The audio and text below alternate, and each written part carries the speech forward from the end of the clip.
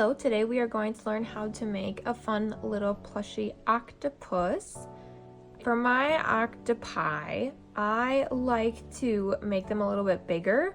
By the way that I do that is I use 2 strands of number 4 or worsted weight yarn. You can also just use kind of like the blanket yarn too in order to make them, or if you want them smaller in size, then you just use 1 strand of yarn.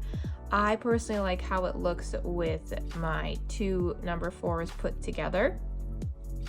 Things that you will need for this project is your yarn. So again, like I was saying, I like to use 2 number 4 yarns together. Otherwise, you can get a thicker yarn, or you can do it with a single yarn. It'll just be smaller. You'll need scissors, your darning needle. We're going to be working it around, so we want to have a measuring or a marker. Also need some eyeballs and their ends or their backings. I know that these eyeballs are bigger than the one that I have in my octopus here. It just kind of depends on what look you're looking for. And then a number 5 hook. If you are going to be using the single yarn, then I would use a 3.5 millimeter hook.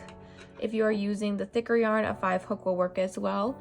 And then what's not pictured here is either you can stuff your projects with polyfill, or the things that you put inside of pillows. Otherwise, I have a lot of scrap yarn and scrap fabric. And so rather than throwing that away, I like to put it inside of my projects because it's reduce, reuse, recycle. So first things first is we are going to find the end of our yarn. It's probably hiding somewhere on us. Oh, I see it. Gotta find where it's hiding.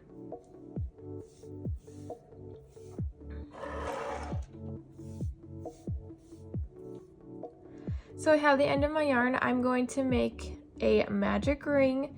So again, I'm wrapping around, putting my short tail in between my pinky and my ring finger, wrapping around the front, making an X in the back so that it looks like this on the front and this on the back. I have a video of a slow-mo version of how to make a magic ring that I have linked here. And then I take my hook, go underneath the first loops, and I'm gonna grab onto the second loops and pull up.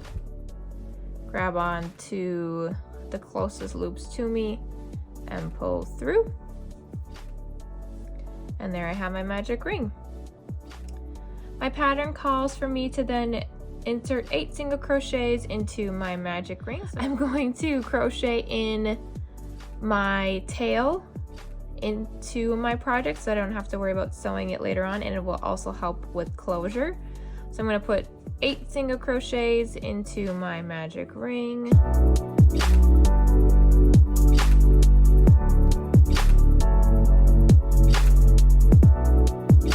And then I'm going to pull tight to kind of get it closed.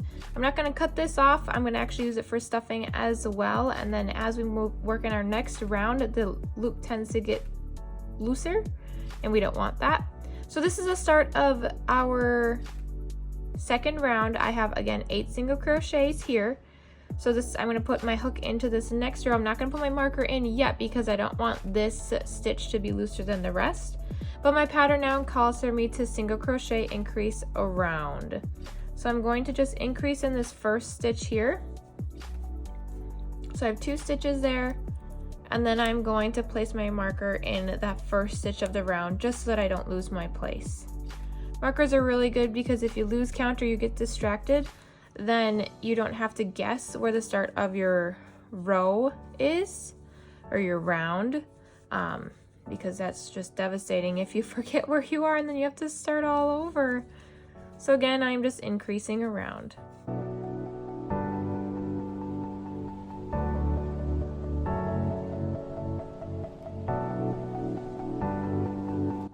So see how I was talking about how the middle gets a little bit looser as we work in our round? So I'm just going to grab onto it and tighten it up. I'm going to take my marker out because I'm going to have to move it again. But I'm also going to be working on my third round. And so this round says 2 single crochet and increase around. as a repeating pattern. So it's in brackets, so it's repeating. So I single crochet to start off my round, and then I'm going to increase into the next stitch. And I'm going to repeat that pattern all the way through. So single crochet and then increase.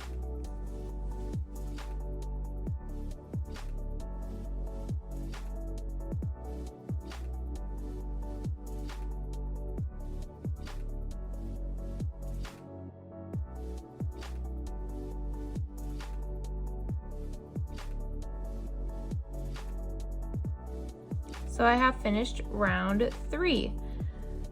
For rounds 4 through 7, we are going to just single crochet around. So it's a repeating pattern for row 4 through 7. So we're just going to basically make the body longer. So we're just going to single crochet all around for the next 3 rounds, 4 through 7.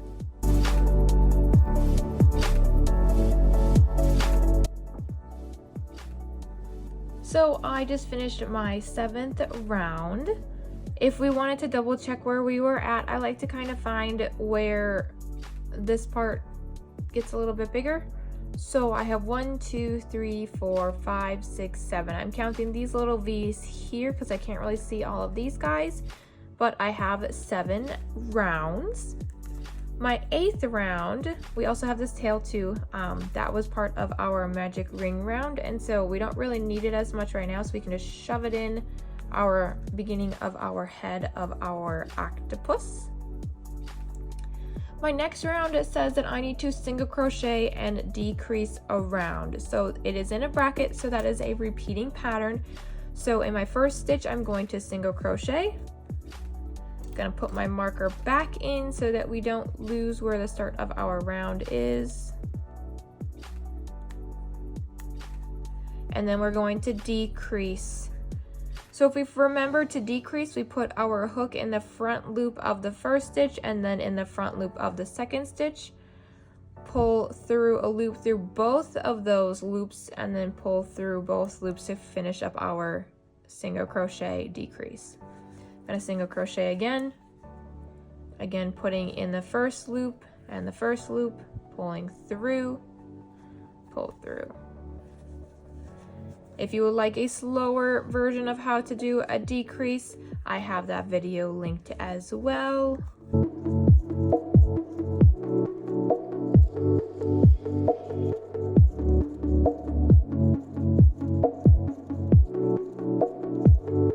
So we have finished round 8.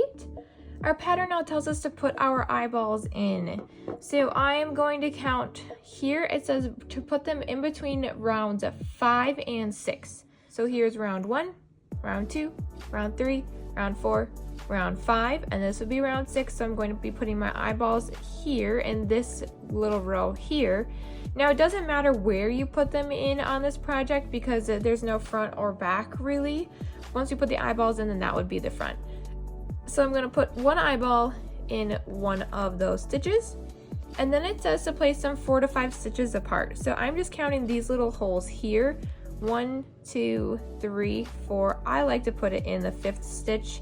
I just feel like it looks better. So then you can look at them, see how you like them. You can always move them closer, move them further, depending on what you're looking for with your project. And then I'm just going to kind of flip it around. I didn't want that to get caught there. I'm going to take my eyeball lockers in and push down onto those eyeballs.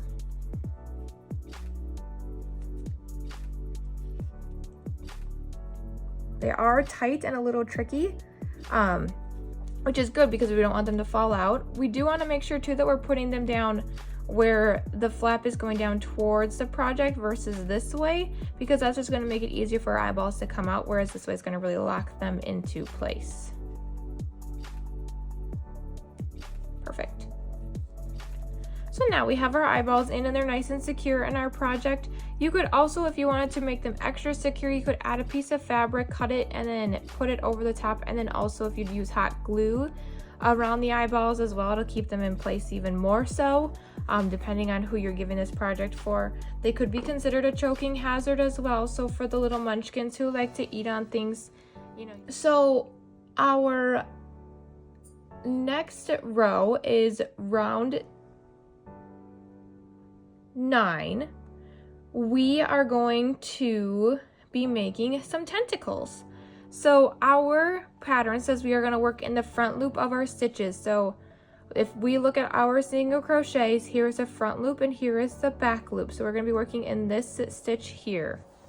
You don't really need to worry about moving your marker at this point in time because we're going to be working on the front loop and we're going to be doing our tentacles. So I'm going to insert my hook into the front loop only. So if we look closely, you can see the back loop of my single crochet and then the front loop of my single crochet. My tentacle says to slip stitch. So I slip stitch into the front loop. I'm going to then chain 6.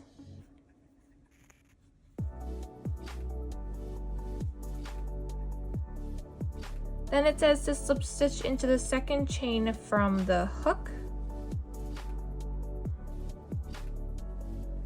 And then it says to single crochet in the next 2 chains. Again, I'm inserting my hook into the middle of those V's. And then it says to half double crochet into the last 2 chains. So I'm wrapping my yarn around my hook, inserting it, pulling through, and then wrapping around and pulling through all 3.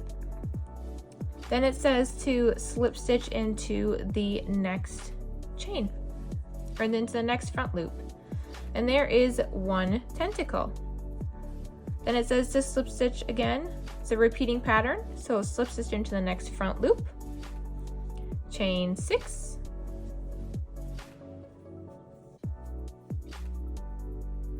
slip stitch into the second chain from the hook, single crochet in the next 2 chains, half double crochet in the next 2 chains, and slip stitch into the next front loop. I will meet you when you finish all 8 of your tentacles. And then I'm going to join into the front loop here. And that is the end of our 9th round. So then we are going to work on the back loops. We did the front loops in order to do our tentacles. So we're going to be working on the back loops back over here, and we can kind of see them here from where we did all of our previous stitches. So for the decrease of this one, I like to do it a little bit differently than just our traditional decrease that we were doing in our round before. I like to, it's kind of like a half double crochet decrease in a sense, because we're going to have 3 loops on our hook, but we're not going to start off by wrapping around our yarn first. So we're just going to insert into that first back loop, wrap around, pull up a loop, insert into that second stitch, wrap around, pull up a loop, and then pull through all 3 loops there. And then I'm going to put my stitch marker in because that marks my first stitch of this round. I'm going to insert, pull up, insert into the next back loop, pull up, and then pull through. Again, I'm watching where all of my back loops are, and that's where I'm decreasing in.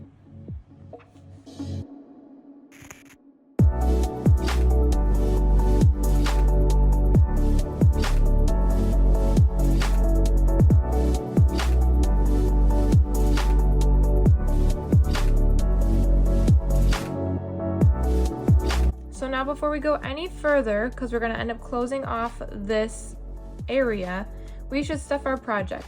So like I said, what we can use for stuffing is we can use the polyfill stuffing, or I'm just going to use some scraps from previous projects because I have so many different pieces of yarn and fabric. So here we go.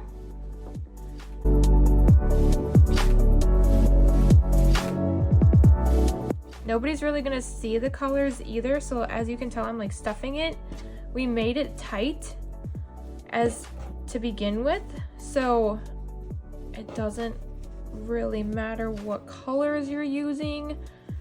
Unless if you are super particular, then by all means, but the polyfill versus the scraps kind of are the same texture, the same squishiness. And then you can shape it a little bit as you're stuffing it. So I grabbed a little too much. But I have my project stuffed. So now I have to finish closing it up. So the next thing that it tells me is that I'm just gonna decrease around again. So here is my stitch marker. Just have to be careful now because our project is stuffed. So I'm going to insert and then insert. Because I have two loops now, a front and a back loop, I can do my traditional decrease around that I like. The other one, because remember we only had the back loop, it was a little bit more difficult to get the yarn in place.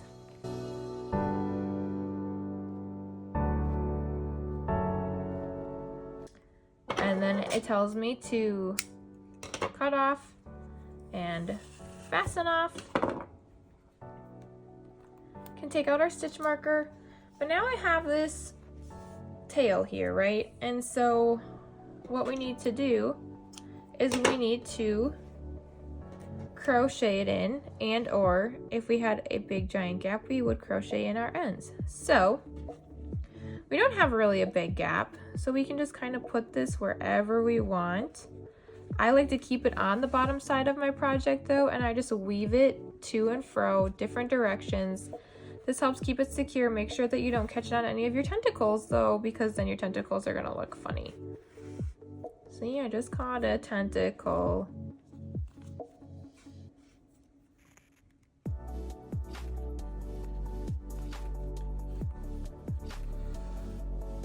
And then the last thing I like to do is I just like to make it come out somewhere along the sides here without pushing out any of my fabric that I use for stuffing. And then I snip it.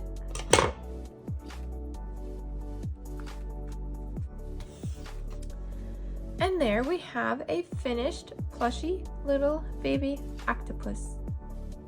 I hope you had so much fun making an octopus with me, because I had so much fun making one with you. You can again do this in a whole bunch of different colors, different sizes, and I hope you have a whole bunch of love and joy with your new friend.